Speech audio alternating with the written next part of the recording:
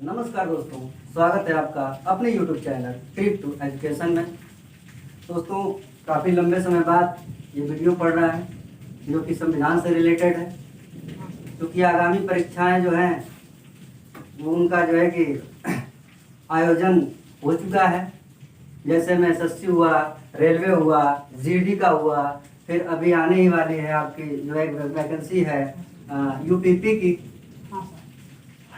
तो इसी के मद्देनजर रखते हुए हम आज संविधान के प्रमुख भाग यानी कि संविधान से रिलेटेड कुछ सब्जेक्ट के कुछ फैक्ट के बारे में आज हम लोग चर्चा करेंगे।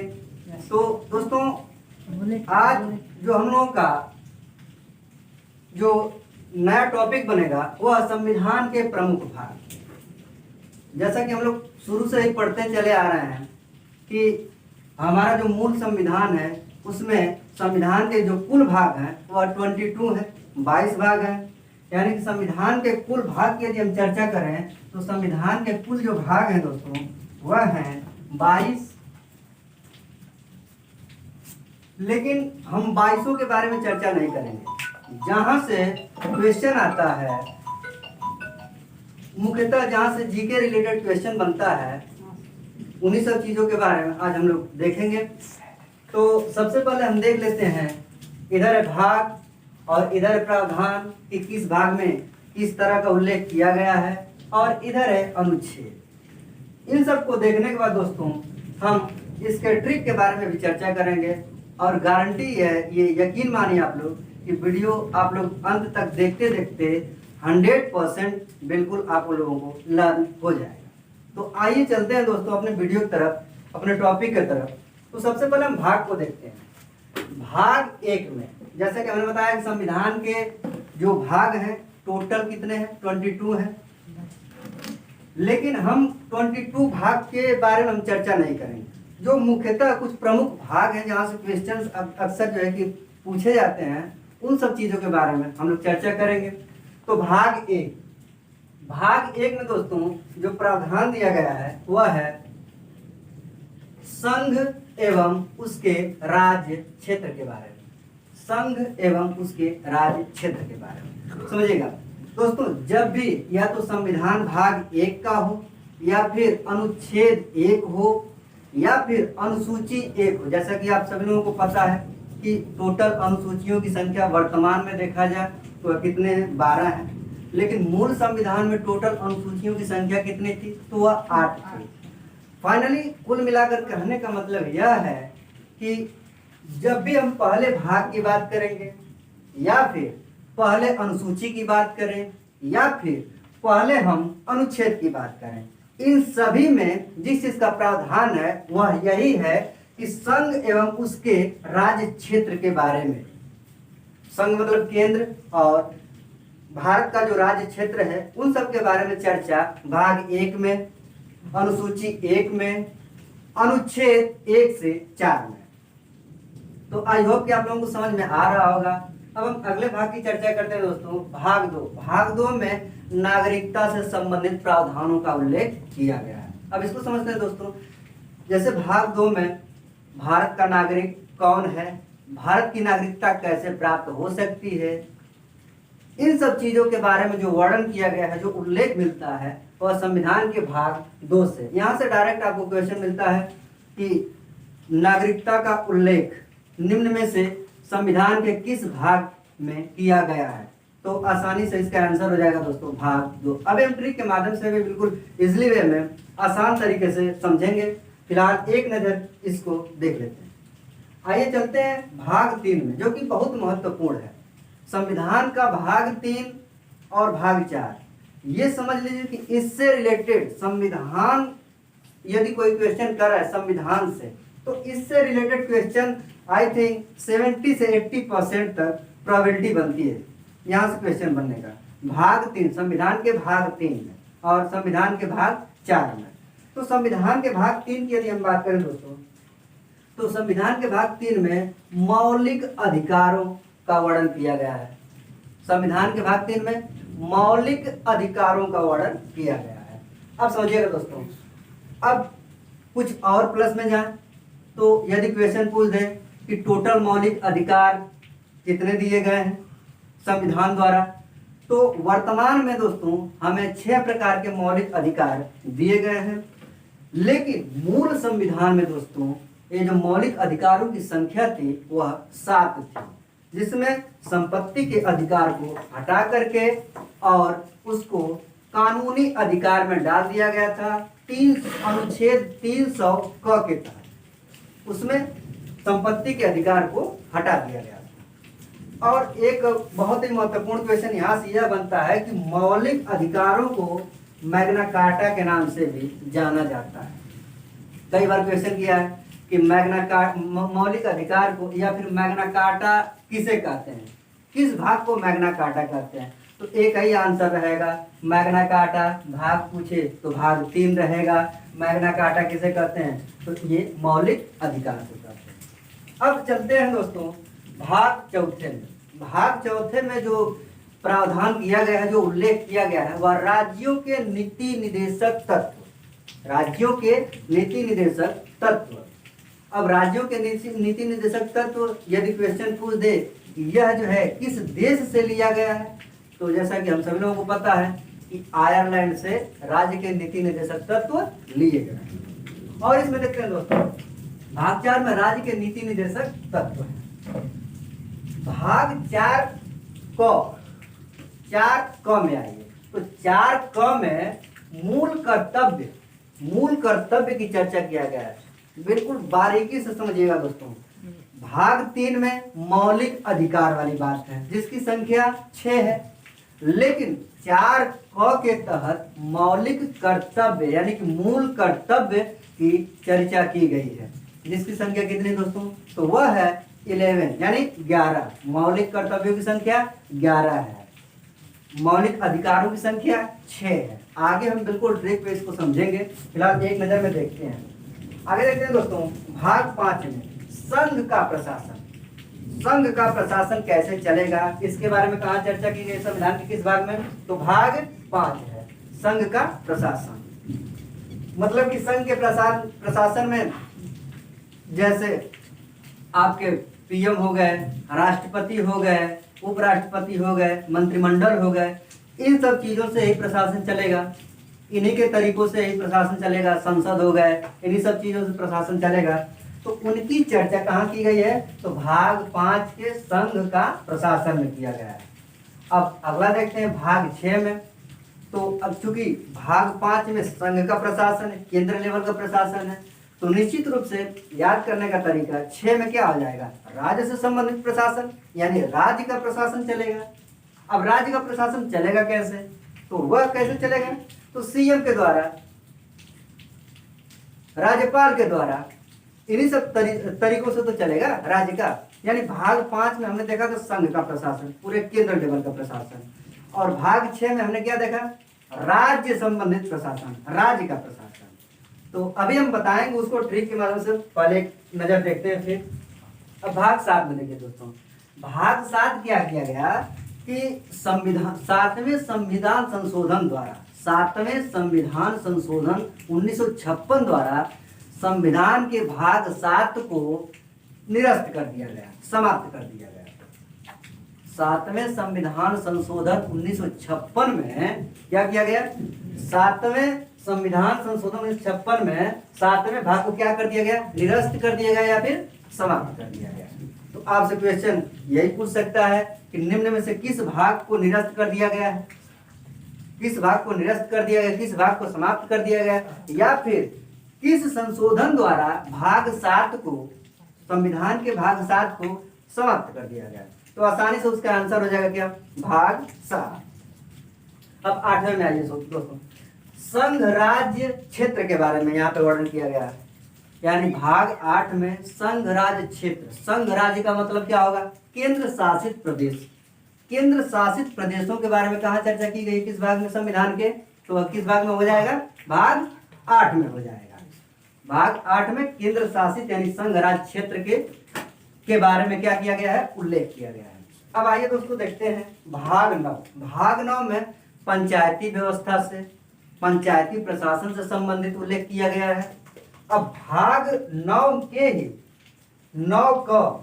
भाग 9 में ही अगला है 9 क, और 9 क में दोस्तों यह नगर पालिका से संबंधित, नगर पालिका का जो प्रशासन होगा, यानी कि नगरीय क्षेत्र में जो प्रशासन का संचालन होगा वह किस भाग के तहत होगा, तो 9 क के तहत। अब दोस्तों देखिए भाग 9 ख में 9 ग्राम पंचायत यानी पंचायती व्यवस्था, 9 क में नगरीय व्यवस्था। अब 9 ख में जो है सहकारी समितियों का वर्णन मिलता है, किसमें, भाग 9 ख में। तो दिमाग में रखिएगा सहकारी समितियों का क्या मिलता है, वर्णन मिलता है। अब अगले भाग पे चलते हैं दोस्तों। भाग 10 क्या करता है, 10 यह करता है कि SC ST के जो क्षेत्र हैं उन सब चीजों के बारे में चर्चा कहाँ पे हुई है, तो संविधान के भाग 10 में हुई है। SC ST क्षेत्रों के बारे में संविधान के भाग 10 में हुई है। अब 11 पे चलते हैं, 11 पे चलते हैं दोस्तों। तो 11 कहता है कि संघ और राज्य का संबंध, मतलब कि समझिएगा केंद्र और राज्य के संबंधों की चर्चा। यदि वर्तमान परिप्रेक्ष्य में देखें, यानी कि केंद्र में कौन बैठे हैं, तो श्री मोदी जी बैठे हैं, और राज्य में कौन बैठे हैं, तो श्री योगी जी बैठे हैं। तो यानी कि अब उत्तर प्रदेश एक स्पेशली राज्य है, केंद्र वाली बात अलग है, MP राज्य है। तो यानी राज्य और केंद्र के संबंधों के बारे में वर्णन कहाँ मिलता है, तो भाग 11 में मिलता है। डायरेक्ट क्वेश्चन आपसे यहाँ पूछा जाएगा। भाग 11 में केंद्र और राज्य के संबंधों के बारे में चर्चा होती है। अब आगे उसको देखते हैं। 11 के बाद हम डायरेक्ट चलते हैं 15 पे। भाग 15 क्या कहता है कि भारत में निर्वाचन मंडल के द्वारा क्या होगा, चुनाव होगा। भारत में निर्वाचन मंडल के द्वारा चुनाव होगा। तो निर्वाचन प्रक्रिया की चर्चा कहाँ पे की गई है, तो वही है भाग 15। निर्वाचन की जो निर्वाचन का उल्लेख हुआ है वह कहाँ पे, तो भाग 15 में हुआ है। आगे देखते हैं भाग 17 क्या कहता है। तो भाग 17 कहता है दोस्तों राजभाषा। भारत के राजभाषा की जो चर्चा हुआ है वह संविधान के भाग 17 में हुआ है।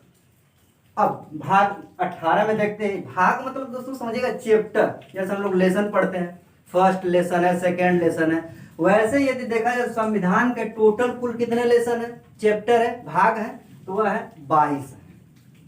तो हम 17 तक देख लिए थे। अब भाग 18 को देखते हैं दोस्तों। भाग 18 में क्या किया गया है कि आपात उपबंध अर्थात आपातकालीन स्थिति, आपातकालीन उपबंध की चर्चा किया गया है। राष्ट्रपति द्वारा 3 प्रकार के आपातकाल लगाए जा सकते हैं, 352, 356 और 360, 3 प्रकार के उपबंध हैं। तो यह जो आपातकालीन है इनकी चर्चा संविधान के किस भाग में है, तो भाग 18 में किया गया है। अब एक लास्ट देखते हैं दोस्तों, भाग 20। भाग 20 में संविधान संशोधन। भाग 20 में जो संविधान में जितने भी संशोधन होते हैं, अब वह किस भाग में है, संविधान के किस भाग में है, तो भाग 20 में है। यहीं से इसी अनुच्छेद के तहत 368 यानी कि 368 अनुच्छेद 368 के तहत जितने भी अमेंडमेंट होते हैं, जितने भी संशोधन होते हैं, अनुच्छेद 368 के तहत होते हैं। तो एक नजर में आप लोगों ने देख लिया। अच्छा, अब इसके अनुच्छेद के बारे में चर्चा करते हैं। जैसे कि मैंने पहले बताया कि चाहे पहला भाग हो, पहली अनुसूची हो, पहला ये अनुच्छेद हो, उन सब में किसकी चर्चा की जाएगी, तो भारत यानी कि संघ और उसके राज्य के बारे में चर्चा की जाएगी। तो देखिए पहले भाग में यानी कि अनुच्छेद कहां से कहां तक चर्चा किया गया है, तो 1 से और 4 तक, 1 से 4 तक चर्चा कहां किया गया है, संघ भाग 1 को। और दूसरे को नागरिकता वाला, नागरिकता का जो उल्लेख मिलता है किस अनुच्छेद के तहत मिलता है, तो 15 से 11 के बीच में मिलता है। इधर आ जाइए, मौलिक अधिकार, इसका उल्लेख कहाँ मिलता है, किस अनुच्छेद के तहत, यह 12 से 35 के बीच में आ जाएगा। फिर इसके बाद नीति निर्देशक तत्व, राज्य के नीति निर्देशक तत्व, इसकी चर्चा तो इससे आगे बढ़ेंगे 36 से 51। और मूल कर्तव्य तो 51 क के तहत जोड़ा गया, तो यह 51 क हो जाएगा। अब संघ का प्रशासन, तो यहाँ 152 से 151 तक। अनुच्छेद 52 से 151 तक इसकी चर्चा होती है संघ के प्रशासन की। राज्य के प्रशासन की चर्चा तो 152 से 237 तक है, अनुच्छेद 152 से 237 तक है। फिर इसके बाद आगे देखते हैं, यह जो सातवां जो समाप्त किया गया, जो निरस्त किया गया है, वह किस अनुच्छेद में था? तो 238 में। इधर आइए, भाग आठवां की चर्चा किस अनुच्छेद के तहत हुआ है? तो 239 से 242 के तहत हुआ है। फिर इसके बाद पंचायती के बारे में बात करें तो पंचायती प्रशासन तो यह 243। अब इसमें अमेंडमेंट हुआ, संशोधन हुआ, 2 और जोड़े गए, 9 क यानी कि 9A और 9B।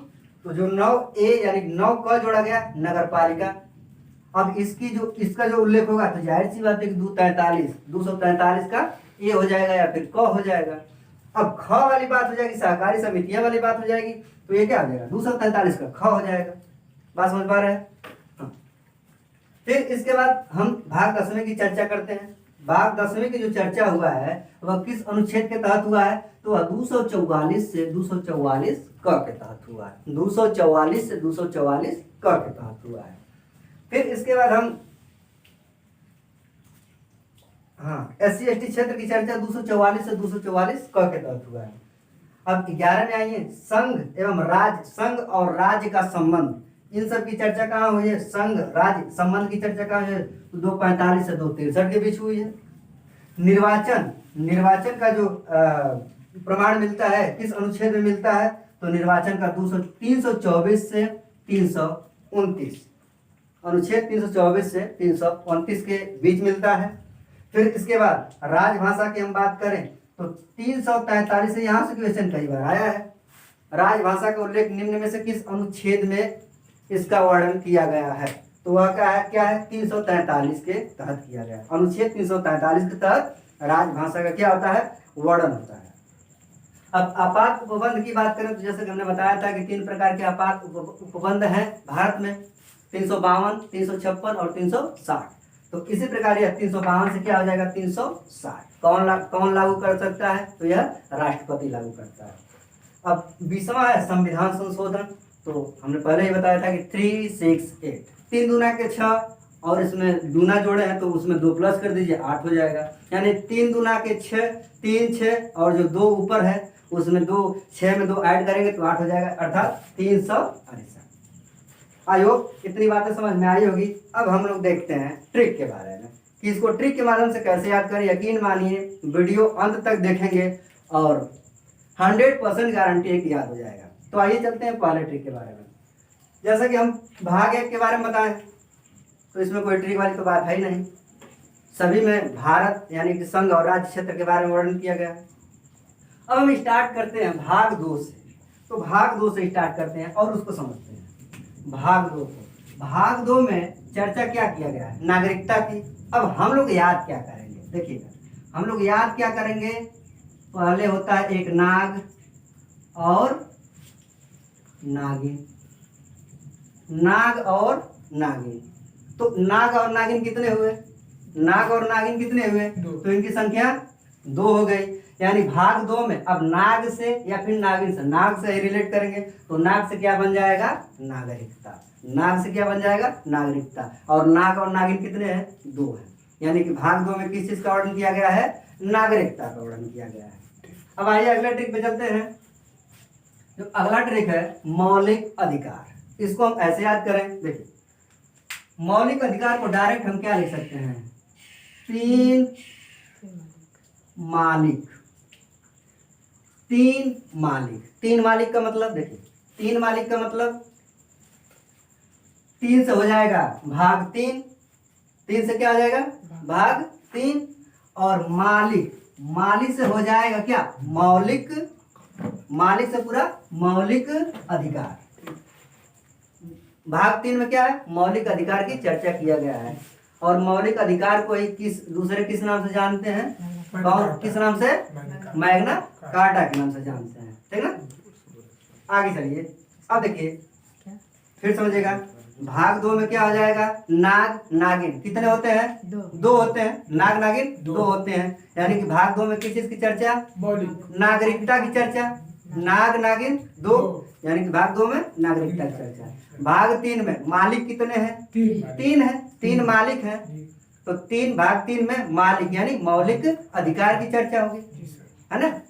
अब भाग 4 को देखते हैं, तो भाग 4 को यहाँ से दोनों को हम देख लेते हैं। भाग 4 को, तो इसका जो ट्रिक बनेगा वह क्या हो जाएगा, कोई नितिन नाम का व्यक्ति रहता है, नितिन इनका नाम है पूरा मूलक, नितिन मूलक। अब ये क्या करते हैं, थोड़ा सा शरारती टाइप के बच्चे रहते हैं, अब किसी को पाते हैं तो तुरंत जो है कि उससे झगड़ा वगैरह कर देते हैं, लड़ाई झगड़ा कर देते हैं। तो एक लड़के क्या मतलब कि फोड़ देते हैं, क्या फोड़ देते हैं, सर फोड़ देते हैं। क्या फोड़ देते हैं, क्या फोड़ देते हैं, अब चाहे सर फोड़े चाहे कुछ भी फोड़े, ट्रिक हमारा यहीं तक है सेंटेंस को पूरा करने के लिए। तो नीति से हो जाएगा नीति, और यह और न से हो जाएगा निदेशक, यानी कि नीति निदेशक। अब मूलक, भाई 4 में क्या है, नीति निदेशक है। अब मूलक, मूल से हो जाएगा मौलिक, और इस क से हो जाएगा क्या, कर्तव्य, है ना। नितिन मूलक क्या कर दे, फोड़ दे, तोड़ दे, फोड़ दे, और फोर से क्या आ जाएगा, फोर। भाग 4 में किस चीज की चर्चा है, नीति निदेशक तत्व, और 4 क में किस चीज की चर्चा है, मूल कर्तव्य, मूल कर्तव्य की चर्चा है। आइए अगले पे चलते हैं। अब संघ और राज्य को दोनों को हम लोग एक साथ रिलेट करके पढ़ेंगे। कैसे पढ़ेंगे इसको समझिएगा। हमने यहाँ पे ट्रिक लिखा 5 से 6 लोगों द्वारा प्रशासन चलता है। 5 से 6 लोगों द्वारा क्या चलता है, प्रशासन चलता है ना। बस इसी चीज को याद रखेंगे। तो देखिए भाई, संघ हमेशा पहले आएगा, संघ हमेशा पहले आएगा। राज्यों को मिला करके संघ बनता है, केंद्र बनता है, तो संघ पहले आएगा। यानी कि 5 से भाग 5 को रिलेट करेंगे, से हम रिलेट करेंगे किसको, संघ को, और 6 यानी कि राज्य को। जब हम 5 को संघ कर रहे हैं तो 6 को 5 को संघ कर रहे हैं तो 6 को क्या कहेंगे, राज्य। और 5-6 लोगों द्वारा, ये आपको सेंटेंस पूरा करने के लिए दिया गया है, इसका कोई मतलब नहीं होगा। क्या चलेगा, प्रशासन चलता है। यानी कि भाग 5 में क्या उल्लेख है, संघीय प्रशासन के बारे में है। भाग 6 में क्या उल्लेख है, राज्य के प्रशासन के बारे में उल्लेख है। आई होप आप लोगों को समझ में आ रहा होगा। अगले पॉइंट पे चलते हैं, भाग 7 को देखते हैं। तो भाग 7 को हम अकेले देखेंगे। भाग 7 को देखेगा, कुछ नहीं करना है, यहाँ पे लिखना है 100 हो गया। अब देखिए 100 से क्या होगा, पहले 7, 100 से 7 में 100 से 7, 100 से 7 में, और 100 से समा,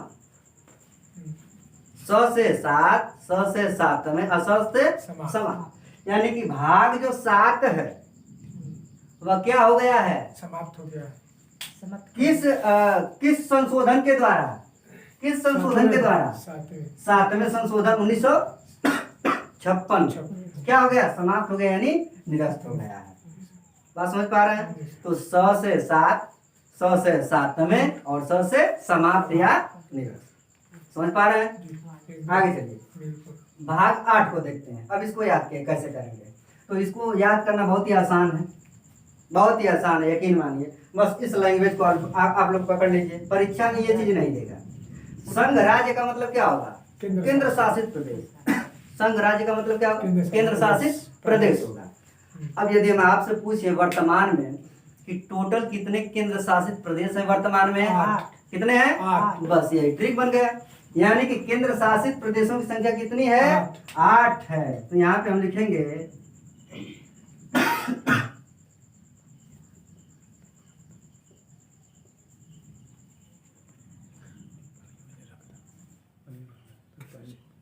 केंद्र शासित प्रदेशों की संख्या कितनी है, 8 है। केंद्र शासित प्रदेशों की संख्या 8 है।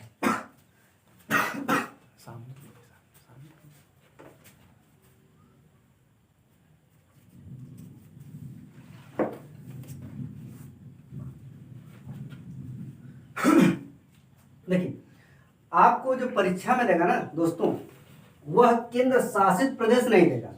आपको इस चीज को समझना है, संघ राज्य, इसमें बीच में कोई डैश नहीं लगा है, यानी कि यह संघ राज्य एक ही में शब्द है, अर्थात संघ भी है राज्य भी, यानी दोनों को मिलाएंगे तो केंद्र शासित प्रदेश हो जाएगा। संघ राज्य, इसका मतलब आप लोगों को समझना है क्या, केंद्र शासित प्रदेश। तो केंद्र शासित प्रदेश यानी कि भाग 8 में किस चीज की चर्चा की गई है, संघ राज्य क्षेत्र की चर्चा की गई। संघ राज्य क्षेत्र मतलब केंद्र शासित प्रदेश की चर्चा की गई। किस भाग के तहत, भाग 8 के तहत। आइए अब 9 वाले को यहां से यहां तक एक साथ हम लोग कैसे याद करेंगे, यानी कि 243 से 243 ख तक हम लोग एक साथ याद करेंगे। तो याद कैसे करेंगे इस चीज को समझिएगा, बिल्कुल सिंपल है। यहाँ पे भाई हम लिखेंगे पंचायत। पंचायत कहाँ होती है भैया, पंचायत कहाँ होती है, गांव में ही तो होती है। पंचायत कहाँ होती है, गांव में ही तो होती है ना। तो बस वही चीज लिखेंगे, यहाँ पे लिखेंगे गांव, और अक्सर इसके नाम क्या है, क्या जुड़ जाता है, गांव नगर, यही होता है ना। क्या होता है, गांव नगर। नगर को हम नौगर कहेंगे, नगर कहेंगे, लेकिन औ की मात्रा अपने दिमाग में बस सेट कर लेंगे। गांव और नगर में पंचायत, गांव और नगर में क्या होगा, कौन सा सबसे छोटा, मैंने यदि बैंक की बात करें तो अक्सर किसानों के लिए कौन सा बैंक सबसे बेटर रहता है, सहकारी बैंक। कौन सा बैंक, सहकारी बैंक। तो गांव नगर में क्या है, सहकारी बैंक। सहकारी क्या है, बैंक है। बस अब देखिए, गांव से यानी कि ग्राम स्तर पंचायत, पंचायती व्यवस्था कहाँ पर अभी बताएंगे। नगर से क्या हो जाएगा, नगरीय प्रशासन, नगर पालिका। सहकारी से क्या हो जाएगा, सहकारी समितियां। 9 में क्या है, गांव यानी पंचायत है। 9 क में नगर पालिका है। 9 ख में सहकारी समितियां। 9 ख में क्या है, सहकारी समिति। याद कैसे करेंगे, गांव नगर में क्या है, सहकारी बैंक है। अब देखिए यहाँ पे हम इसको अंडरलाइन तो किए ही है, लेकिन एक बार हम यहाँ पे अंडरलाइन कर देंगे। अब बताइए क्या हो गया, क्या शो कर रहा है, क्या लिखा गया है, 9। यानी कि ये सब किस भाग में है, भाग 9 में है। यानी कि गांव नगर, थोड़ा सा दिमाग में सेट कर लीजिएगा, गांव नगर और सहकारी समितियां। समझ पा रहे हैं। तो एक नजर में यह याद हो गया। अब हम इधर भाग 10वें की तरफ चलते हैं। तो भाग 10वां कुछ नहीं है, बस इसको 2 तरीके से समझिएगा, जो समझ में आए वो दिमाग में बैठा लीजिएगा। एक तो लिख लीजिएगा क्या, 10 क्या है, क्षेत्र है किसके, एससी यानी अनुसूचित जाति, और क्या है, एसटी यानी अनुसूचित जनजाति। 10 क्षेत्र किसके हैं, एससी और एसटी के लिए, अनुसूचित जाति और अनुसूचित जनजाति। तो ये तो पहला ट्रिक हो गया, याद हो जाएगा तो ठीक है, नहीं तो अगला ट्रिक देखिए। बस आपको क्या लिखना है, यहाँ पे दूसरा ट्रिक, यहाँ पे लिखना है दस्त। अक्सर लूज मोशन हो जाता है गर्मियों के मौसम में, याद क्या करना है, दस्त। अब देखिएगा, दस्त यदि आप लोग 2-3 बार थोड़ा सा अच्छे से पढ़ेंगे, अच्छे से दिमाग में बैठा करके इस शब्द को बोलेंगे, तो दस्त में 10 भी आ रहा है, 10 आ रहा है ना, दस्त में क्या आ रहा है, 10 आ रहा है, 10, और उसमें यस टी, अरे भाई द है, 10 से क्या बन जाएगा, 10, और यह यस है और यह त है यानी ट है, स्पेलिंग वही होगा। तो ये जो द है इसका मतलब क्या आ जाएगा, 10। इसकी स्पेलिंग क्या बनेगी, यस। त की स्पेलिंग क्या बनेगी, ट। जब भी एससी वाली एसटी वाली बात है तो जाहिर सी बात है क्या आ जाएगा, एससी हो गया। यानी कि भाग 10 में किस चीज की चर्चा किया गया है, एससी एसटी के क्षेत्रों की चर्चा किया गया है। भाग 10 में एससी एसटी के क्षेत्रों की, पहला ट्रिक आ गया 10 एससी एसटी क्षेत्र।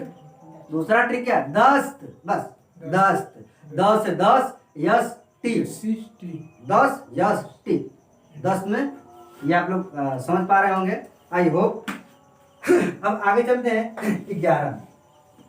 11 में क्या क्या है कि संघ और राज्य के संबंध, संघ और राज्य के संबंध, इन सब के बारे में कहां पे चर्चा किया गया है, तो भाग 11 में किया गया है। अब इसको समझते हैं।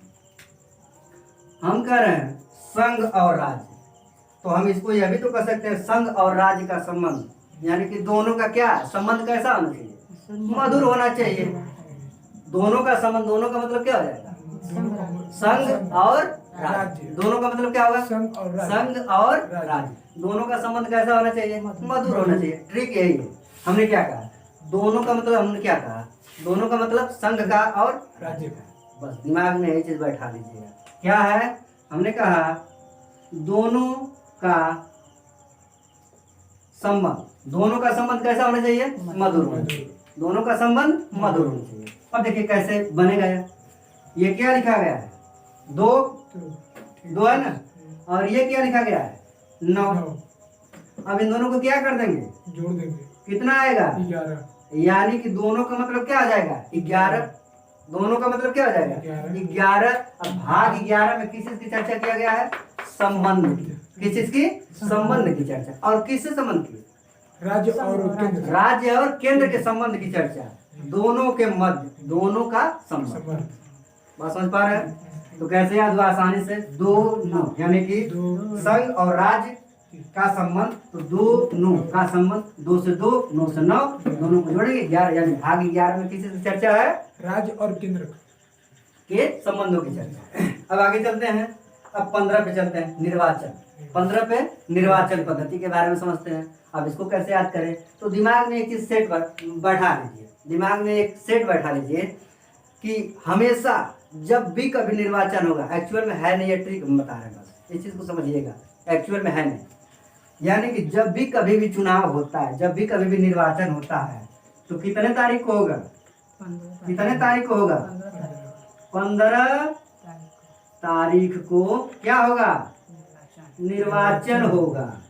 यानी कि हाफ मंथ में, 15 का मतलब हाफ मंथ में, आधा महीने में। 15 का मतलब क्या होगा, किसका आधा, यानी कि आधे महीने में, यानी कि हाफ मंथ में क्या होगा, निर्वाचन होगा। तो 15 में क्या हो जाएगा, निर्वाचन। निर्वाचन की प्रक्रिया भाग 15 में। आशा कर रहे हैं समझ पा रहे हैं आप लोग। आइए थोड़ा सा ऊपर मिटा दे रहे हैं, एक बार स्क्रीनशॉट 9 तो ले लीजिएगा आप लोग, बाकी हम ऊपर मिटा देंगे। एक बार स्क्रीनशॉट ले लीजिएगा। चलिए अब आगे देखते हैं। हम लोगों ने भाग 15 तक कवर कर लिया, देख लिया, भाग 15 तक देख लिया। फिर इसके बाद अभी हम रिमाइंडर करवाएंगे, ऊपर वाला मिटा दे रहे हैं हिस्सा। अब हम चर्चा करेंगे, अब हम चर्चा करेंगे भाग 17 की। अब हम चर्चा करेंगे भाग 17 की। तो भाग 17 को कैसे याद रखेंगे, 17 राजभाषा नहीं, सही है कि नहीं है, सही है, 17 राजभाषा है नहीं 22 नहीं है। यदि कुल भाषाओं की संख्या बताएं तो 22 है ना। तो बस याद क्या रखना है भाई, 17 तो राजभाषा नहीं है, यानी भाग 17 में किस चीज की चर्चा है, राजभाषा की। किस अनुच्छेद के तहत, 343 है ना, 343। समझ पा रहे हैं। तो 17 राजभाषा नहीं है, भाग 17 में राजभाषा की चर्चा किया गया है, राजभाषा का उल्लेख किया गया है। अब आते हैं भाग 18। भाग 18 कहता है आपात उपबंध। भाग 18 क्या कहता है, आपात उपबंध, यानी आपातकालीन से आपातकाल लागू होना। अब इस चीज के बारे में समझिएगा। अब देखिएगा हम इसको ट्रिक के माध्यम से कैसे याद करेंगे,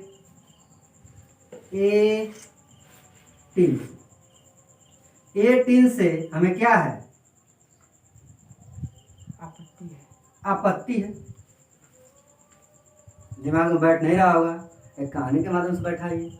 कोई व्यापारी है, वह क्या करता है, टीना की, लोहा की, तांबा की, ये सब क्या करता है, वो व्यापार करता है ना, व्यापार करता है। एक बार होता क्या है कि उसके पास कुछ खराब टीन आ जाते हैं, कुछ खराब टीन आ जाते हैं, तो अब उसको बनाने में समस्या होने लगती है। तो क्या करता है, जहाँ से वो सामान आया रहता है उसके क्या फोन करते हैं, भैया ये देखो ये टीन जो है कि ठीक नहीं है, इसके बदले में दूसरा टीन दे दो।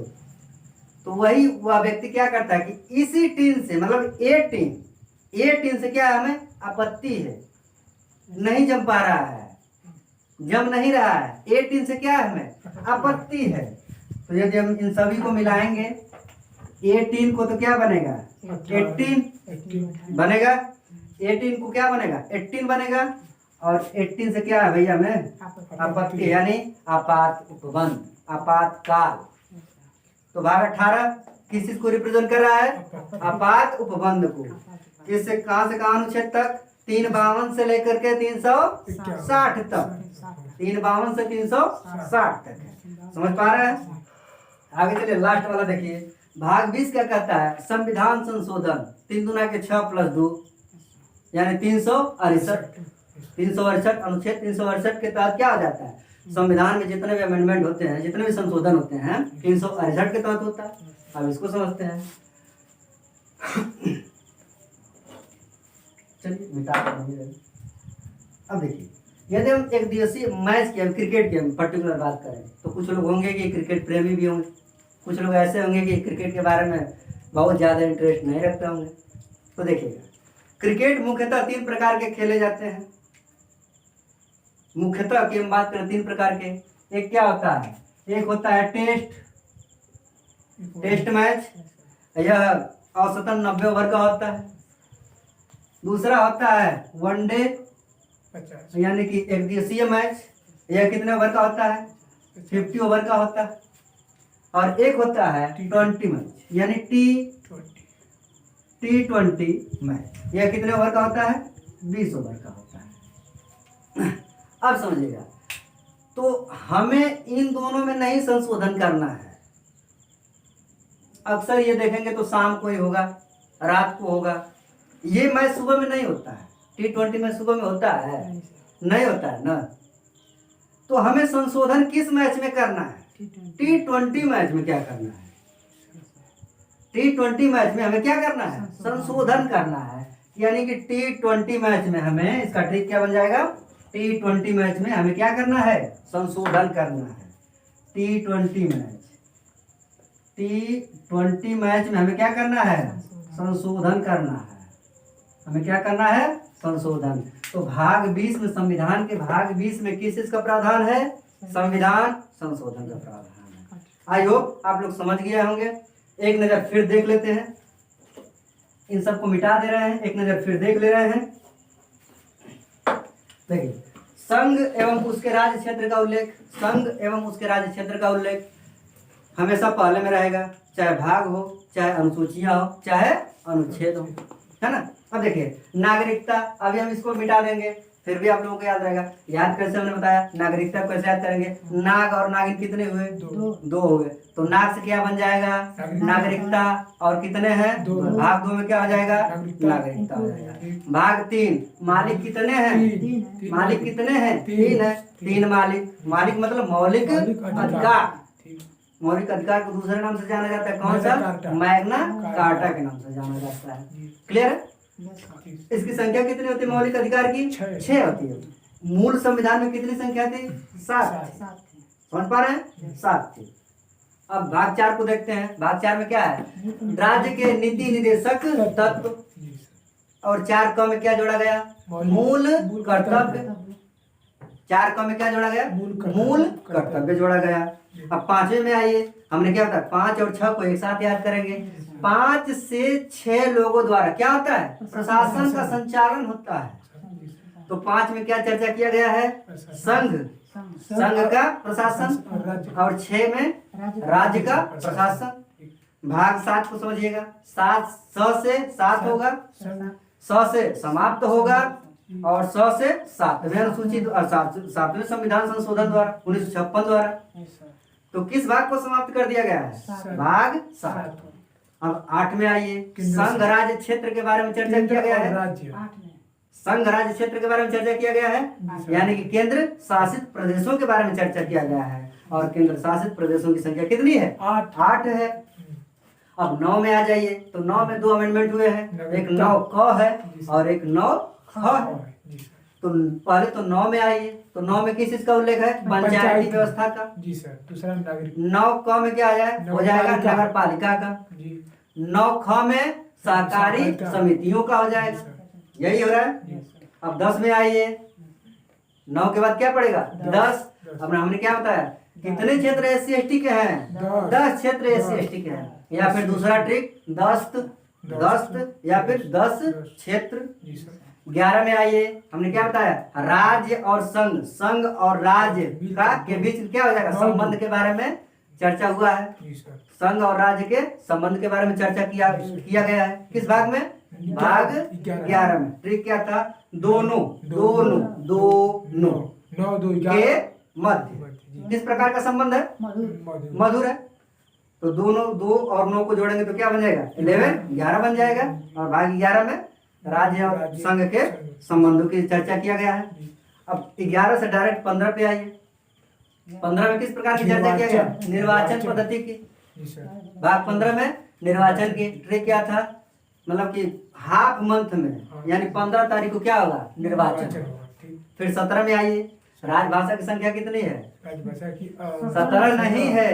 ये क्या है? 17 राजभाषा नहीं है। अब फिर 18 में आ जाइए। 18 भाग 18 में किसी से चर्चा है? आपातकाल। आपातकाल यानी आपात उपबंध की। 18 से मुझे क्या है? 18 से मुझे क्या आपत्ति? 18 से आपत्ति है। अब 18 के बाद डायरेक्ट 20 में आ जाइए। तो किस मैच में संशोधन होगा? T20 मैच में क्या हो जाएगा? संशोधन हो जाएगा। 368 की तरफ। आई होप संविधान के जो प्रमुख भाग थे आप लोगों को समझ में आया होगा। यदि इसमें कहीं भी दिक्कत हो तो आप लोग कमेंट के माध्यम से जरूर पूछिएगा। साथ ही साथ हमारे चैनल को सब्सक्राइब करें, लाइक करें, कमेंट करें। धन्यवाद।